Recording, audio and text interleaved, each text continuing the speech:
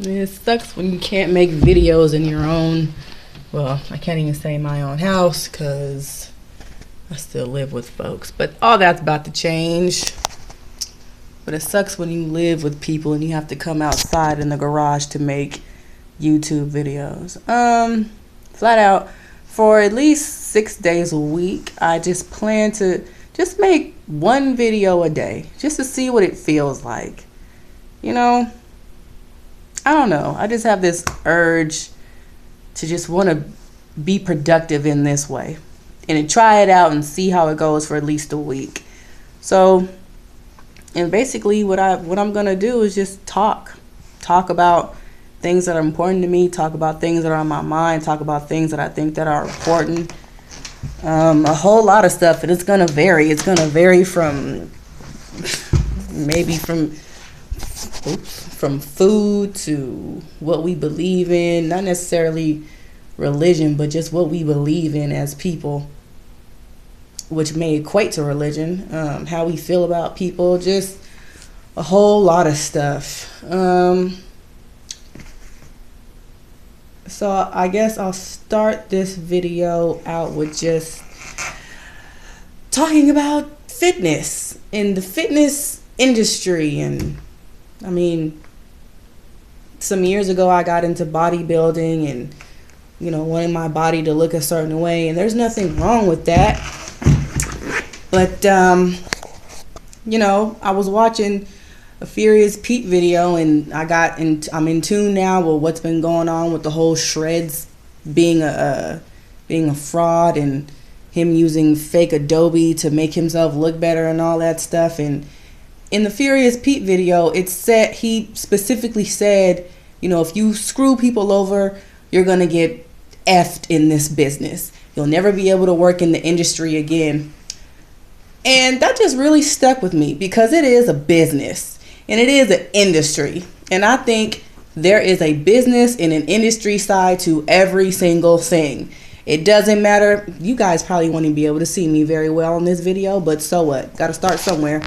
But even if you're an artist, someone like myself, someone who loves to create, I know musicians and people who write and do poetry and want to make movies and just have creative freedom, don't even want to deal with the business and the shady side of it. But it is a reality that I think us as people just need to embrace. And there's always shady people, period, but specifically in business because money is involved. So that was a whole nother thing. I meant to say, well, leading up to that, why I think that the business of fitness does play a big part in why we want to get fit in the first place. Why, when you think about it, why do most people want to lose weight? Why do most people want to look good? Why do most people want to get muscle, men and women? It's because it's glamorized so much, and it's because it is a business, and businesses make products and have people who already look good promote their products and promote themselves and say, yeah, if you like, I'm saying it looks good because by that definition, that's what looks good. What you see in magazines and on TV, people who are shredded, people who are cut, people who are curvy, have not coconut bottles, have Coca-Cola shaped bottles. Those people are considered as being beautiful. And you know what? I don't want to make this video too long, but just recently, I got to the place where I said, you know what? I'm just going to be happy. I'm just going to be happy and healthy. And now let me tell you, I have a very simple, basic eating plan, if you will, and workout plan that I created myself. I was just like, you know what? I'm going to do this and I'm going to do this. And it's working out great. Now, let me give you a backstory as to how I even got to that spot.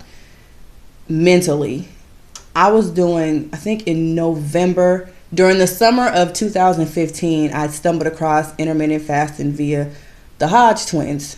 And I did intermittent fasting for 3 months. And I lost according to people, they said I lost weight, I was looking slimmer, but I was miserable. By the time I did it for 3 months, by the time I got to the third month, I could not wait to be finished. I did it as an experiment, but I was like, if I like it, if it works, if it, if it does me good, I'm going to make it a lifestyle.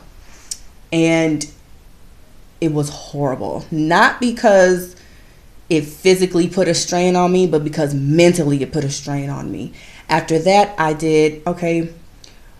was like, well, let me try with alternate day eating. Eating on Monday, not eating on Tuesday, eating on Wednesday, not eating on Thursday. I did that for about a month, maybe about a month and some weeks.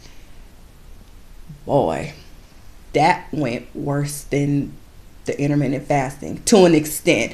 I think it was a little worse. It wasn't too far off, but it was because it was having the same. Actually, I would say worse because alternate day eating put a toll on me physically and mentally. To wake up in the morning and be like, and to have your stomach growling and saying, I'm so hungry, but I can't eat today because it's my day to not eat. It's alternate day. I can't tell you how much stress that put on me. And then physically, me being an athlete, I love to move. I love to be active. Not eating, I wouldn't recommend that as a way of life for someone who likes to be active. Not just with being an athlete, but if you're a very physical person, if your life demands you to be like moving and all over the place, especially if you got kids, you have a job that requires you to travel a lot, I would suggest don't do it. Why? Because your body needs energy. When I was doing alternate day eating, all I wanted to do was sleep. And let me tell you, doing intermittent fasting and alternate day eating, the times I couldn't eat and the days that I couldn't eat, all I did was think about food. I remember specifically several times the days that I couldn't eat, or the time windows that I couldn't eat when I was intermittent fasting, I would watch Furious Pete videos all day long. I would watch some type of video that was talking about food. And it just got to that point where I was like, you know what? I was miserable. And so that led me to where I am now. And when I tell you, at first, when I had first stopped, I stopped hard. I went so crazy. I was like, you know what? Screw this. I'm going to do whatever the heck I want, eat whatever I want, whenever I want, however I want. If I feel like putting extra mayonnaise on that thing, then that's what I'm going to do. Some of that is still a little bit in me, but it's way more tamed down than when I first came off of doing those things. And you know what? I said all that to say, man, be healthy and be happy. Be one of those people who likes to work out because they enjoy it and because they know it's healthy. And if you know it's healthy, even if you don't like to work out or be active necessarily, find something that you like to do that requires you to be active, so it won't even feel like you're working out. You know what? And when it comes to food, have common sense. You shouldn't be eating 5 boxes of donuts a single day. Have some self-control. But dang it, if you feel like having a donut or 2 for dessert, eat the donut, man. I'm just saying, life is too short. And that's another thing I came to a conclusion. Life is too short for you to be living in restriction, living in confinement, feeling like you can't do this or that you have to do this when you really, really don't. And when it's really not necessary, and trying to conform to this image of perfection, it ain't worth it. I'm telling you from self-experience. And I'm telling you from what so many other people have said on YouTube and what so many other people have said in life in general. I'm sure you've heard this. This ain't the first time you've heard this.